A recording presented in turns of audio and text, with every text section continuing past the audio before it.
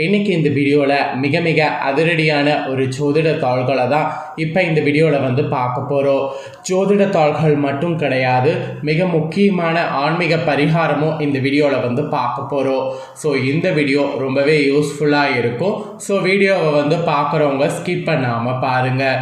First இன்ட்ரோவில் என்ன தாள்களை பார்க்க போகிறோங்கிறத சொல்கிறேன். என்னங்கிறத ஃபஸ்ட்டு தெரிஞ்சுக்குங்க. தற்போது 2025 ஆண்டில் 7வது மாதமான ஜூலை மாதமானது நடந்துட்டுருக்குங்க. இந்த ஜூலை மாதம் 1ஆம் தேதியிலிருந்து ஜூலை 31 வர வரைக்கும் ஒவ்வொரு நாட்களுமே ஆன்மீக ரீதியாக முக்கியமான நாட்களும் ஜோதிட ரீதியாக முக்கியமான நாட்களும் வருதுங்க. அதனால் இந்த மாதம் ஒரு முக்கியமான மாதம் என்று சொல்லலாம். இந்த மாதத்தில் அப்படி ஒரு அதிமுக்கியமான நாளானது ஜூலையுடைய 10ஆம் தேதி வர இருக்கு. அன்னைக்கு தமிழ் மாதம் 3வது மாதமான ஆணி மாதத்துடைய மிகவும் முக்கியமான 26ஆம் நாள். கிழமை அன்னைக்கு பார்த்தீங்கன்னு வச்சுக்கோங்களேன், வியாழக்கிழமை. இந்த நாள் அப்படி என்ன முக்கியமான நாளாக வந்திருக்கு அப்படின்னு பார்த்தீங்கன்னா, பௌர்ணமியானது வந்திருக்கக்கூடிய பௌர்ணமி சாதாரணமான பௌர்ணமி கிடையாது. மிகவும் எச்சரிக்கையான ஒரு பௌர்ணமி. ஆணி மாதத்தில் மிகவும் அற்புதமான மிதுன ராசியில் இருக்கும்போது சூரியனுடைய இதில் ஆசீர்வாதத்தோடு இந்த பௌர்ணமி வருது. அதனால் இது மிதுன பௌர்ணமி என்று அழைக்கப்படுது. இந்த பௌர்ணமியில் கிரகங்களிடையே ஏற்படக்கூடிய சில மாற்றங்களால் ஒவ்வொரு ராசிக்காரங்களுக்கும் தலையெழுத்தும் மாறப்போகுது. அப்படி மாறக்கூடிய தலையெழுத்தை அந்தந்த ராசிக்காரங்க தெரிஞ்சு பலனடையணுங்கிறதுனால ஒவ்வொரு ராசிக்காரங்களுக்கும் ஆணி மாத பௌர்ணமியிலேருந்து என்ன நடக்குங்கிறத ஷேர் பண்ணிட்டு வரேன். அதில் இன்னைக்கு இந்த வீடியோவில் சிம்ம ராசிக்காரங்களுக்கு ஷேர் பண்ண போகிறேன். சிம்ம ராசியில் பிறந்த நேயர்கள் அத்தனை பேரும் வீடியோவை ஸ்கிப் பண்ணாமல் பாருங்கள். உங்களோட ராசிக்கு இந்த ஆணி பௌர்ணமியிலிருந்து என்ன மாதிரி தலையெழுத்து மாறும் அப்படிங்கிறது தெரிஞ்சு அதற்கேற்ப நடந்து பலன் பெறுங்க.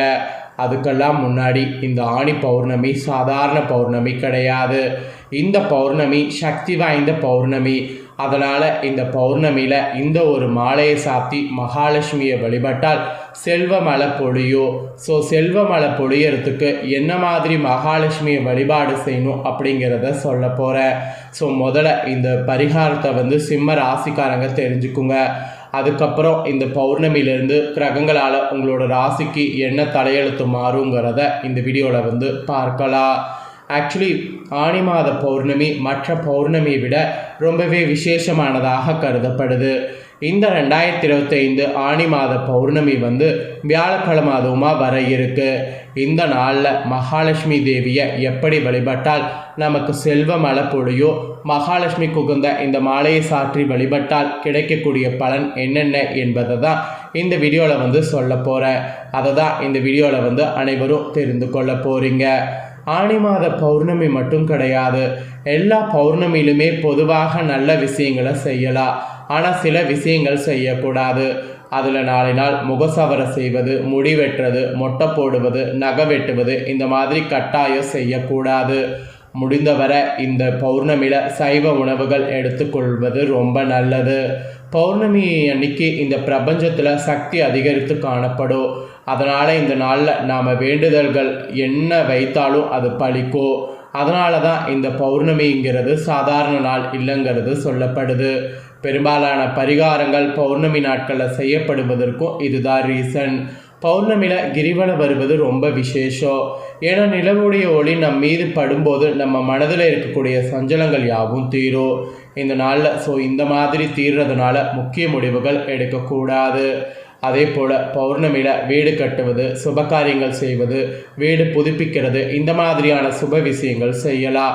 மேலும் இந்த நாளில் மௌன விரதம் மேற்கொள்வது ரொம்ப நல்லது. தேவையற்ற அசுப வார்த்தைகளை பிரயோகிக்கக்கூடாது. இந்த நாளில் சுப வார்த்தைகளை பிரயோகித்து இறைவனை நினைத்து தியானம் மேற்கொள்ளணும்.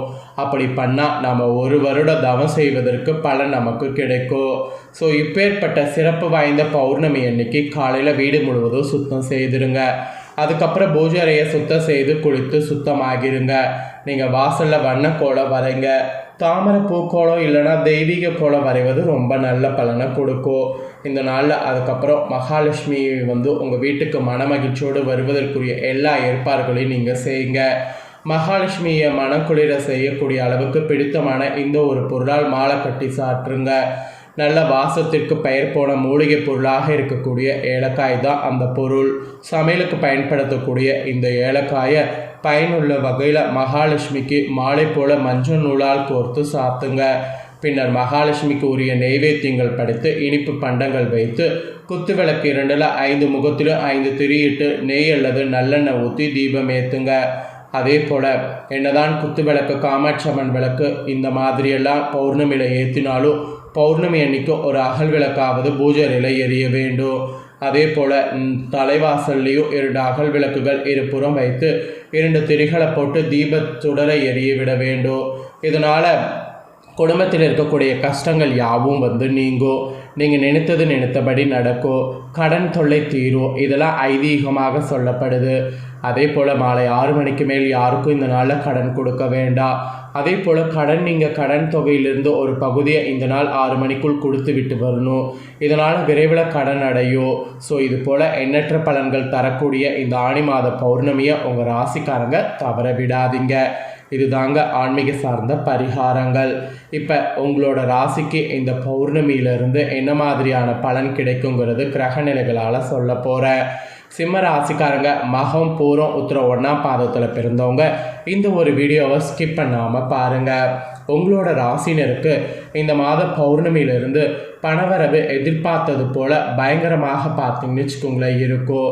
ஸோ பணவரவை சேமிக்க முயற்சி பண்ணுங்கள். நீங்கள் எடுக்கக்கூடிய முயற்சிகள் அனைத்து வெற்றி பெறுவீங்க. அதே வேளையில் ராசியை செவ்வாய் பார்க்கறாரு. அதனால் மற்றவர்களிடம் உங்கள் கருத்துக்களை கூறும்போது அவர்கள் தவறாக அதை புரிந்து கொள்ளலாம். உங்களுடைய கருத்துக்களை மற்றவர்கள்கிட்ட கூறாமல் உங்கள் கருத்துக்களை நீங்கள் வைத்துக்கொள்வது நல்லது. இது ஒரு எச்சரிக்கையாகவே உங்களுக்கு சொல்லப்பட்டிருக்கு. அதுக்கப்புறம் தொழில் வியாபாரத்தில் இருந்த போட்டிகள் இந்த பௌர்ணமியிலிருந்து உங்களுக்கு அகலும்.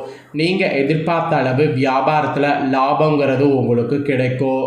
கூட்டு தொழில் வியாபாரம் செய்யக்கூடிய உங்களுக்கு கவனமாக இருப்பது நன்மை தரும்.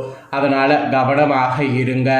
அதுக்கப்புறமா உத்தியோகத்தில் இருப்பவங்களுக்கு இந்த பௌர்ணமியிலிருந்து வீண் அலைச்சல்களை சந்திக்க நேரும்.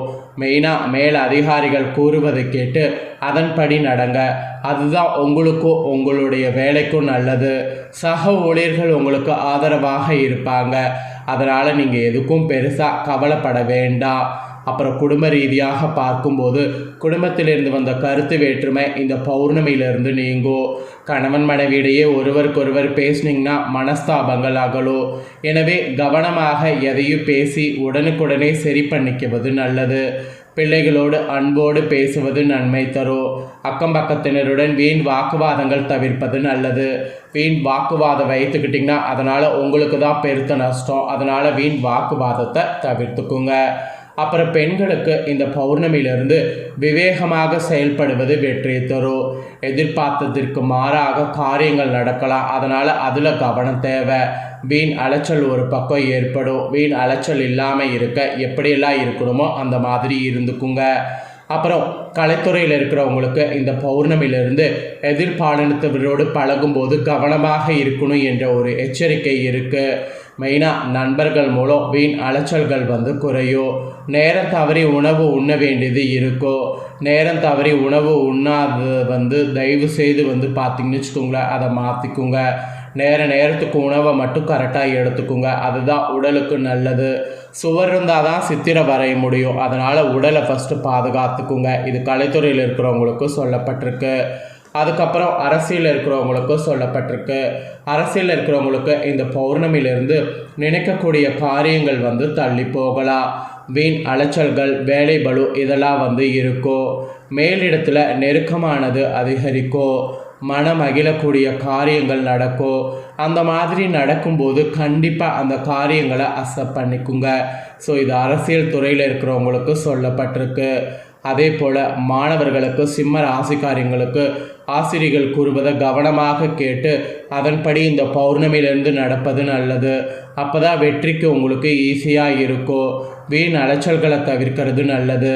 இதை பண்ணுறேன் அதை பண்ணுறேன் அப்படின்ட்டு வீண் அலைச்சலை ஏற்படுத்திக்கிட்டிங்கன்னா அது உங்களுக்கு தான் உடல்நிலையில் பாதிப்பை ஏற்படுத்தும். அதனால் வீண் அலைச்சல்களை தவிர்த்துக்குங்க. ஸோ அதுதான் உங்களோட ராசிக்கு நல்லது.